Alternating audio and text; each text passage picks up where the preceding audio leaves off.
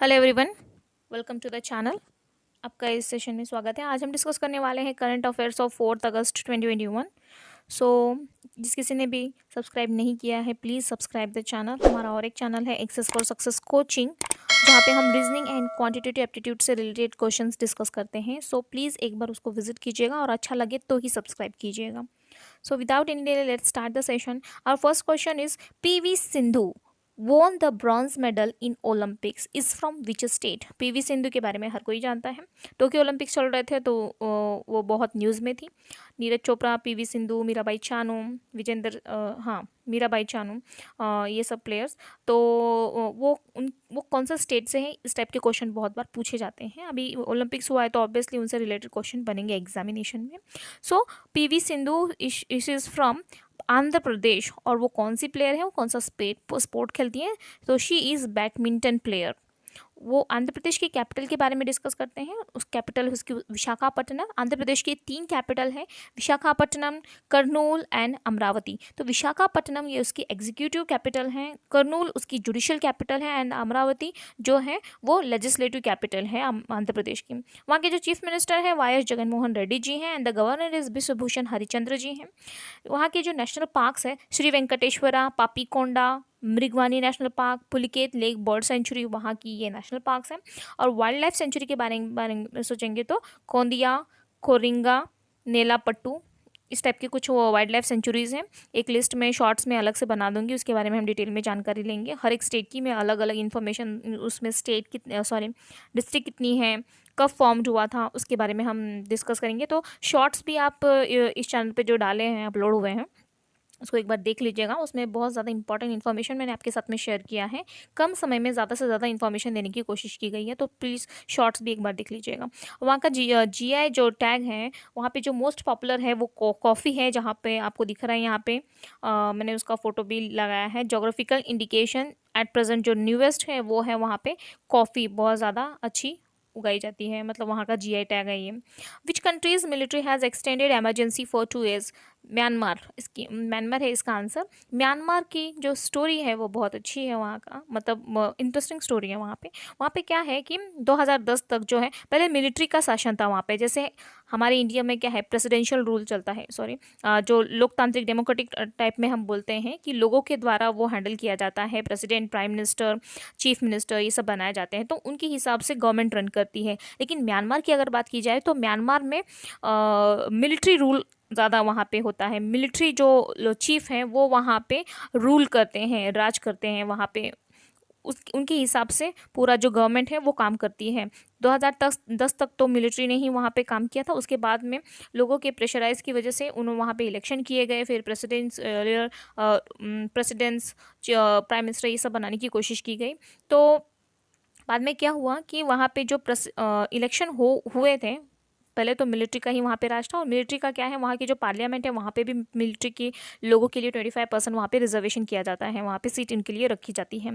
तो आंग सान सू की, ये जो लेडी दिख रही है आपको यहाँ पे, इनका नाम है आंग सान सू की, जो कि इलेक्शन के लिए मतलब वो क्वालिफाइड मेंबर थी। तो इन्होंने इलेक्शन लड़ा था, तो ज़्यादा जो वोट है, मेजॉरिटी जो है वोट, वो इनके लिए, इनके सपोर्ट में आया था। तो मिलिट्री ने क्या सोचा कि फिर से एक बार चेकआउट कर लिया जाए, री इलेक्शन हुआ जाए, क्योंकि उनको बर्दाश्त नहीं हो रहा था, क्योंकि इतने दिन तक तो मिलिट्री वहाँ पे राज कर रही थी। तो अचानक कोई और अगर वो इलेक्शन लेके जीत जाता है तो उनका तो पावर कम हो जाएगा ना उस कंट्री पे। इसलिए उन्होंने क्या किया कि उनको लगा कि इतने मेजॉरिटी में अगर उनको वोट मिले हैं तो कुछ ना कुछ रॉन्ग हो सकता है। इसीलिए उन्होंने री इलेक्शन कराने की कोशिश की, और बाद में कुछ समय बाद उन्होंने आंग सान सू की डिटेन कर दिया, उनको जेल में बंद कर दिया गया।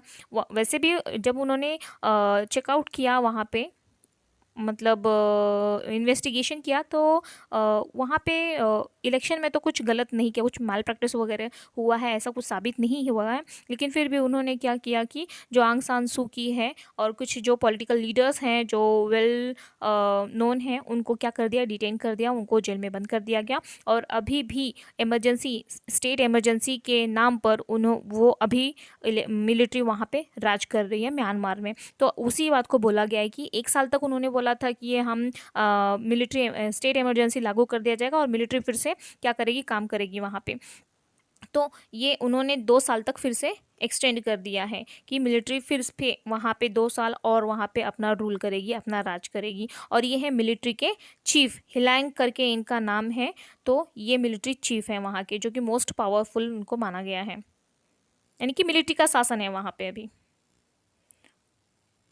द समग्र शिक्षा scheme has been extended till which year? तो समग्र शिक्षा ये क्या है, ये प्राइमरी से प्री स्कूल, प्राइमरी से लेकर के जो 12th तक के बच्चों हैं उनको क्वालिटेटिव एजुकेशन मिले, इसलिए ये स्कीम चला गया है। क्वालिटेटिव एक अच्छा इनिशिएटिव लिया गया है क्वालिटी ऑफ एजुकेशन प्रोवाइड करने के लिए जो गरीब से गरीब बच्चे हैं उनके लिए। तो ये 2026 तक इस स्कीम को बढ़ा दिया गया है। इसका विज़न क्या है? The vision of this scheme is to ensure inclusive and equitable quality education from pre school to senior secondary stage in accordance with the sustainable development goal for education. Sustainable development goal क्या होता है?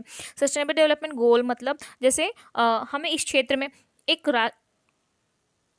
एक उसका पैमाना है, एक parameter दे दिया गया है कि किसी भी राष्ट्र का अगर डेवलपमेंट करना है, विकास अगर करना है, तो इतने पॉइंट्स है जिनको उनके उसमें क्या करना है, इम्प्रूवमेंट करना है। जैसे एजुकेशन हो गया, पावर्टी हो गया और एम्प्लॉयमेंट हो गया। ये सब क्या है, ये मोस्ट इंपॉर्टेंट फैक्टर है। अगर हर किसी इतने पैरामीटर्स दे दिए हैं, अगर हमने इम्प्रूव कर लिया, इनमें अगर अच्छी प्रगति ले ली, इनमें अगर अच्छा इनिशिएटिव लेकर उसको अच्छा बनाएंगे, तो हमारे कंट्री का जो प्रोग्रेस है, जो विकास है, जो डेवलपमेंट है, वो हो सकता है। ऐसे कुछ पैरामीटर्स होते हैं, उनको ही सस्टेनेबल डेवलपमेंट गोल बोला जाता है।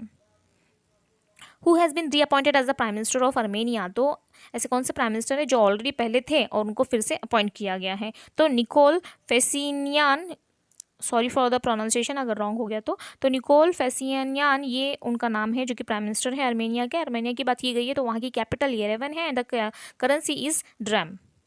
IMF has approve the injection of $650 billion to help its member countries due to COVID-19. Where is the headquarter of the IMF? तो IMF ने क्या किया है, जिसका फुल फॉर्म होता है इंटरनेशनल मॉनेटरी फंड। तो IMF की जो कंट्रीज़ हैं, जो उनकी मेंबर कंट्रीज़ हैं, उनको हेल्प करने के लिए $650 बिलियन का हेल्प किया है, उनको दिया है। क्योंकि COVID-19 की वजह से बहुत से कंट्री की जो फाइनेंशियल कंडीशन है बहुत ही ख़राब हो चुकी है, वहाँ पे उतनी फैसिलिटीज़ नहीं मिल पा रही है लोगों को।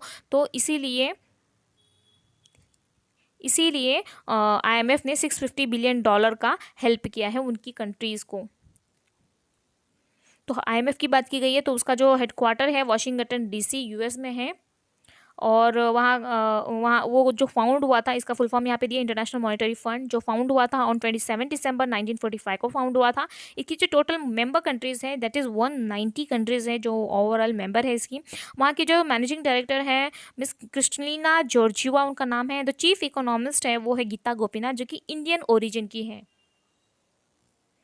The government has allocated what amount under the faster adoption and manufacturing of hybrid and electric vehicles, जिसको फेम बोला गया है, फेम स्कीम। तो एग्जाम में पूछा जा सकता है कि फेम जो ये स्कीम है इसके अंदर यम का क्या फुल फॉर्म है? तो मैन्युफैक्चरिंग, मतलब इस टाइप के क्वेश्चन भी एग्जामिनेशन में बनते हैं।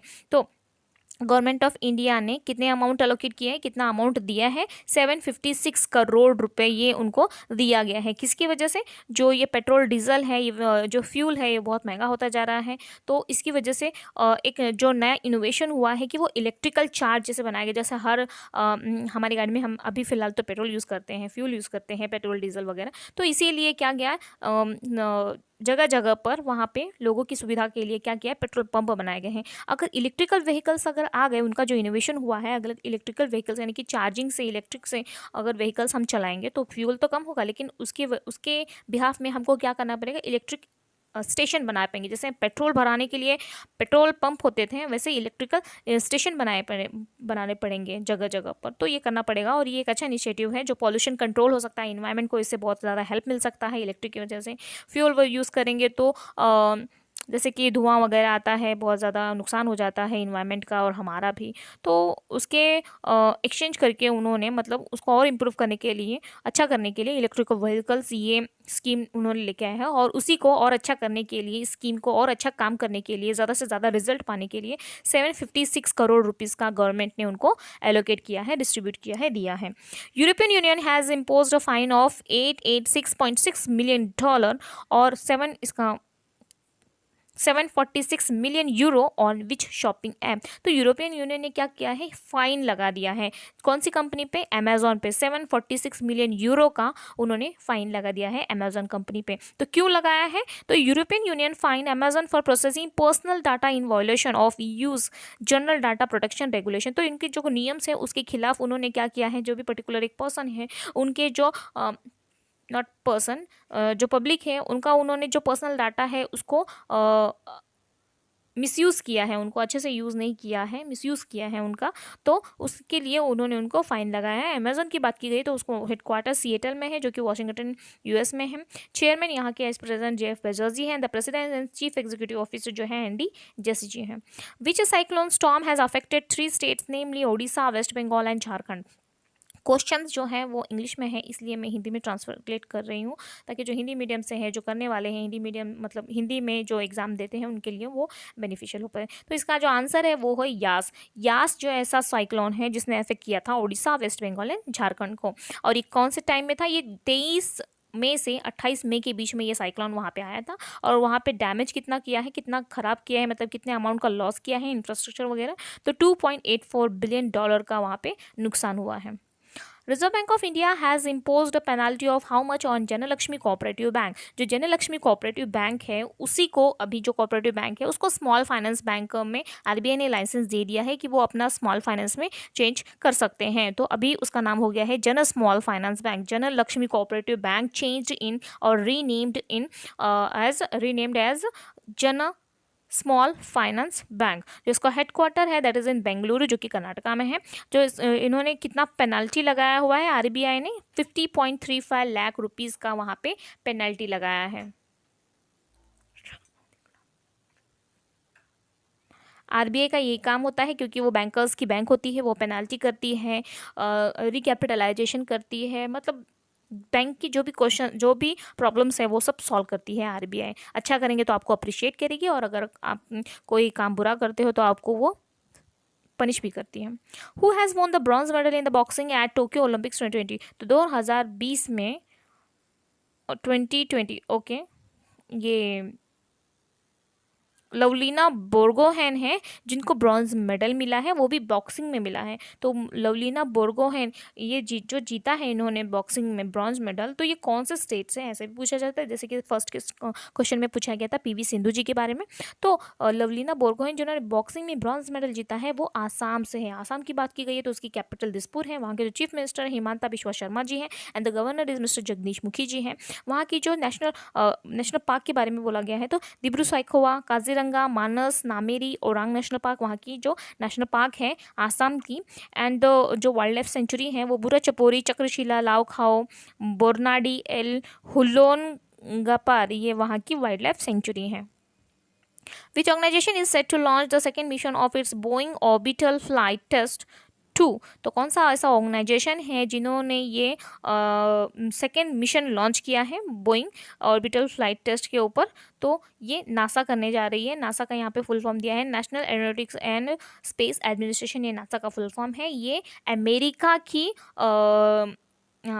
की डिफेंस कंपनी है ये नासा। एंड जो जैसे इंडिया में डीआरडीओ है ओके, तो उस हिसाब से नासा में ये अमेरिका में नासा है। नासा इंडिया में डीआरडीओ एंड इसरो काम करते हैं, अमेरिका में नासा काम करती है। तो उसका हेडक्वार्टर वाशिंगटन डीसी में है और ये फाउंड कब हुआ था, 29 जुलाई 1958 को ये फाउंड हुआ था। सॉन्ग कर दे कमाल तो launch for Tokyo Olympics, who is the writer. जो सॉन्ग गाया गया था, जो ओपनिंग सेरेमनी वगैरह वहाँ पे होती है, वहाँ पे हर एक कंट्री अपना अपना ये करती है। तो वहाँ पे कर दे कमाल, तो ये जो सॉन्ग गाया था तो ये किसने गाया था या किसने लिखा था, ये बोला गया है। तो संजीव सिंह जी हैं जिन्होंने गाया भी था और लिखा भी था टोक्यो पैरालंपिक्स के लिए। तो ये लॉन्च किसके द्वारा किया था, launch by sport minister Anurag Thakur. Sports minister पहले कौन थे, किरण रिजिजू थे। और अभी जो है एट प्रेजेंट अनुराग ठाकुर जी हैं जो पहले बीसीसीआई के प्रेसिडेंट रह चुके हैं। ये इनका जो कॉन्स्टिट्यूंसी है वो हिमाचल प्रदेश के हमीरपुर से ये सांसद रहे हैं। India's first indigenous aircraft carrier Vikrant built by which company. जो इंडिया का इंडिजिनस यानी कि स्वदेशी, यानी कि अपने देश में, पहले बाहर से लेके आया जाता था, उनको इंपोर्ट किया जाता था। तो इंडिजिनस यानी कि जो अपने देश में बना हो उनको इंडिजिनस बोला जाता है। तो इंडिजिनस एयरक्राफ्ट यानी कि अपने देश में ही ये बनाया गया है। Vikrant build by which company, तो इसको कौन सी कंपनी ने बनाया है? तो इसको कोचीन शिपयार्ड लिमिटेड इस कंपनी द्वारा बनाया गया है। बहुत बार पूछा जाता है एग्जाम में। तो ये इसका हेडक्वार्टर कहाँ है? कोची में है। कोचीन शिपयार्ड लिमिटेड का हेडक्वार्टर कहाँ पर है? कोची में है। Balakot air strikes, how India avenged Pulwama, written by home. ये जो बुक है Balakot air strikes how India avenged Pulwama, ये बुक है, इसके राइटर कौन है? इसके राइटर है Manan Bhatt. Which state has won SKOCH award for scheme under ease of doing business? तो स्कॉच अवार्ड किसको मिला है ईज ऑफ डूइंग बिजनेस के मामले में? तो वेस्ट बंगाल को मिला है। ईज ऑफ डूइंग बिजनेस यानी कि बिजनेस को सबसे ज़्यादा प्रमोट करने के लिए, उसमें अच्छा काम करने के लिए ये वेस्ट बंगाल स्टेट को मिला है स्कॉच अवार्ड्स। तो गवर्नमेंट वोन, उसके आगे दिया है कि वेस्ट बंगाल गवर्नमेंट वोन 5 स्कॉच गवर्नेंस अवार्ड्स, उनको 5 स्कॉच गवर्नेंस अवार्ड मिले हैं इन 2021 इन 4 कैटेगरीज, 4 कैटेगरी में उनको मिला है। एक प्लेटिनम मिला है, एक गोल्ड मिला है एंड 3 सिल्वर अवार्ड्स मिले हैं वेस्ट बंगाल को। तो वेस्ट बंगाल की बात की गई है तो वहाँ का जो कैपिटल है कोलकाता है, चीफ मिनिस्टर ममता बनर्जी हैं and the governor is mister Jagdeep Dhankhar ji हैं। So if you like the video then please subscribe, like, comment and share, and also press the bell icon to get the notification first. So हमारा और एक channel है जैसे कि मैंने बताया access for success coaching, वहाँ पे रीजनिंग एंड क्वांट से रिलेटेड हम क्वेश्चंस डिस्कस करते हैं। एक बार उसको विजिट कीजिएगा और अच्छा लगे तो प्लीज़ सब्सक्राइब कीजिएगा। So thanks for watching. जय Hind. And write down your opinion in the comment section related to the session. मुझे और क्या ऐड करना चाहिए और क्या इम्प्रूव कर सकती हूँ मैं, तो उस हिसाब से हम आगे और चेंजेस करते रहेंगे। Always need your support. Thanks for watching.